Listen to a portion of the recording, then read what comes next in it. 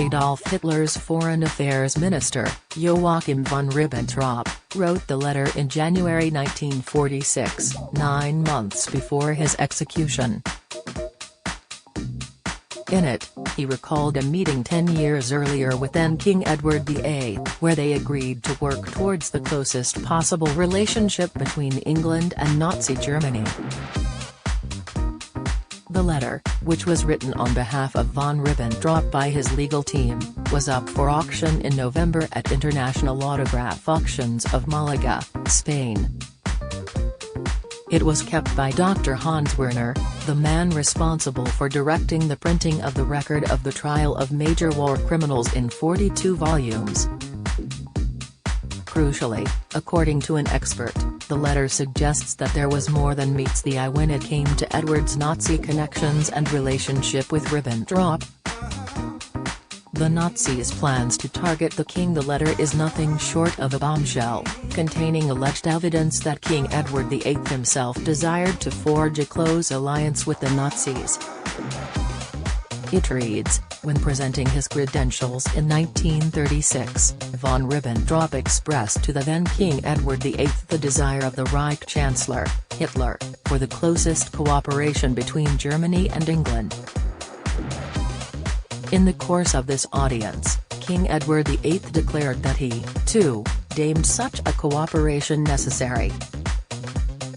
Edward VIII has long been suspected of being a Nazi sympathizer, and historian and author Andrew Loney argues that this letter points to a close relationship between Ribbentrop, the former king, and his wife Wallis Simpson. Speaking exclusively to Express.co.uk, he said, Ribbentrop always felt he could call on them, Edward and Wallis Simpson, noting the Nazis' particularly close relationship with the Duchess of Windsor. Royal rift explodes as Prince Harry claims they were happy to lie to protect William. Prince Harry says they were happy to lie to protect Prince William in an explosive new trailer for his and Meghan Markle's Netflix show released today. But the teaser does not make clear who the Duke of Sussex is referring to in the incendiary comments, which are likely to fuel the ongoing rift between the once close brothers. Mr. Loney, who wrote Traitor King, The Scandalous Exile of the Duke and Duchess of Windsor, claimed that Ribbentrop supposedly had an affair with Wallis, having been sent as the foreign minister, as sort of the ambassador in London, in 1936. He was certainly friends with Wallis, he added, before explaining it was through the American socialite and Ribbentrop that the Nazis planned to target the new king. The author continued, they knew they were pushing an open door because Edward believed in the Führer principle and was very sympathetic, had already been lobbied by his cousin, the Duke of Saxe-Coburg, who was a very active Nazi at the funeral of George V on January 1936, and in March, he tried to play down the remilitarization of the Rhineland. The Ribbentrop accusations continued throughout the rest of Edward and Wallis' lives. As Mr. Loney noted, when they went to the Bahamas, when he, Edward, was made governor there to get out of Europe where he was colluding with the Nazis, there were accusations that they had a picture of Ribbentrop in the bathroom, and there are FBI files revealing the links to Ribbentrop, so I think there's more to it than meets the eye. Von Ribbentrop asks for Edward's help while the historian argues that Ribbentrop absolutely had reasonability to ask for the royals' help. Richard Davey, a specialist at the International Autograph Auctions of Malaga, suggests von Ribbentrop was acting desperately and must have been deluded to ask the Duke of Windsor to appear at his trial.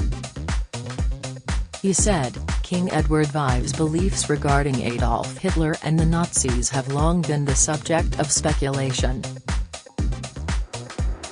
Many historians have suggested that Hitler was prepared to reinstate the Duke of Windsor as king in the hope of establishing a fascist puppet government in Great Britain after Operation Sea Lion, which was the secret Nazi plan for the invasion of the UK.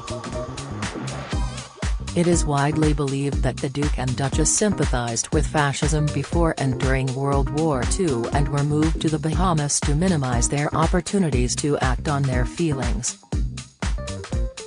Reading the document, you get a sense of von Ribbentrop's desperation.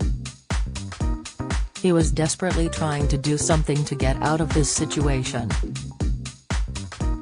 He was trying to deflect responsibility, a pattern seen time and again with defendants at Nuremberg. It also suggests how deluded he was. The idea that a member of the royal family would appear as his witness at Nuremberg is quite remarkable.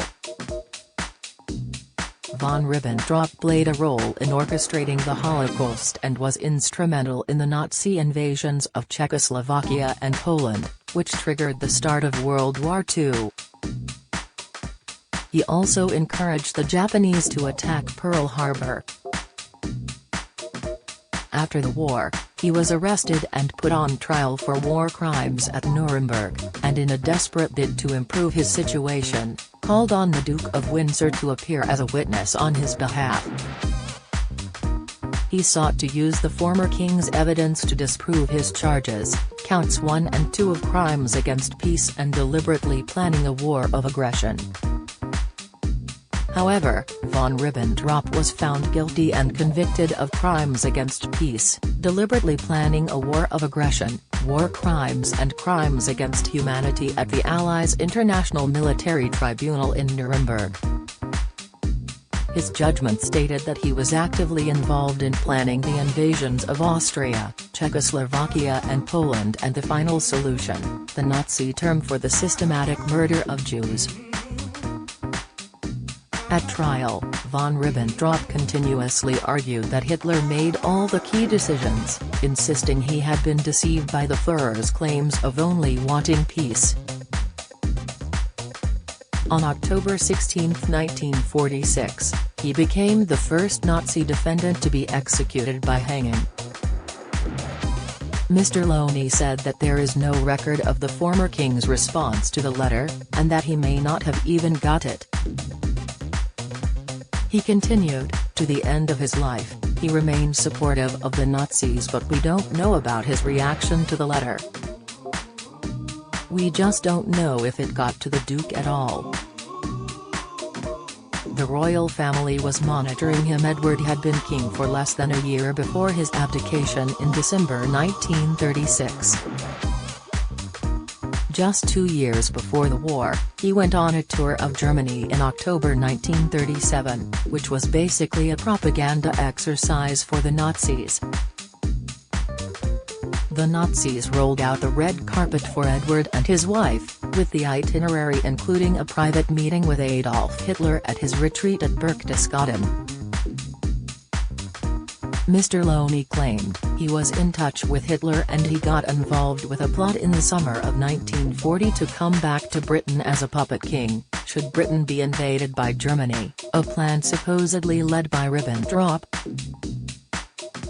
The Duke of Windsor declared the Nazi economic model to be a miracle and was infamously photographed giving Nazi salutes on the trip.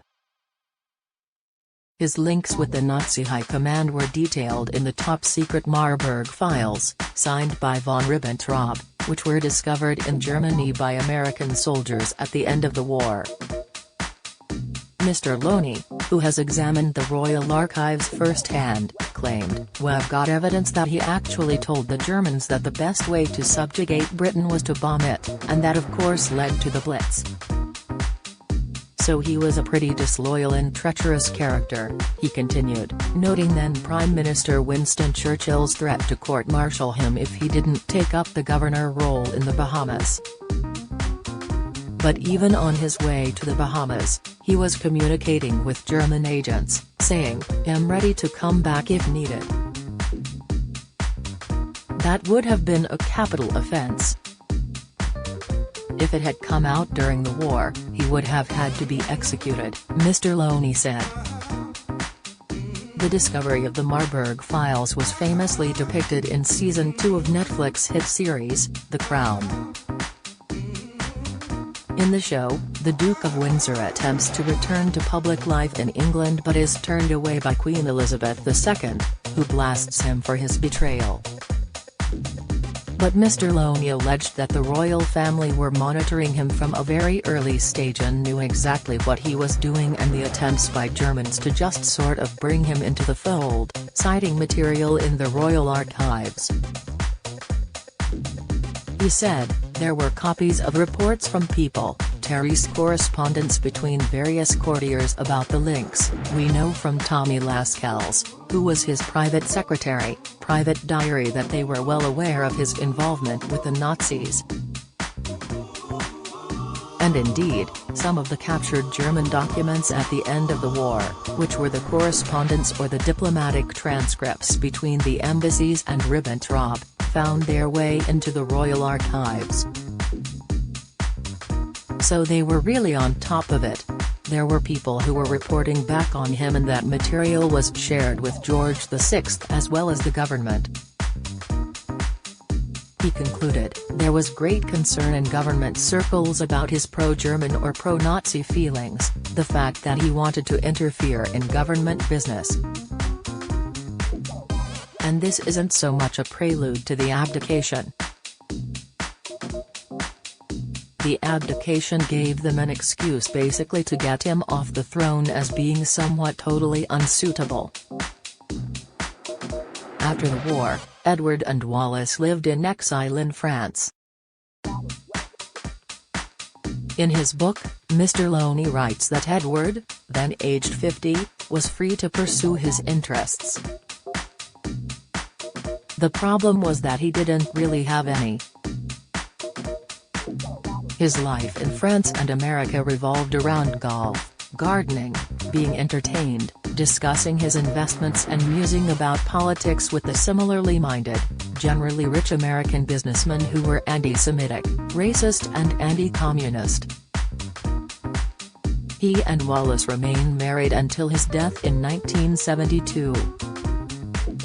The pair had no children together.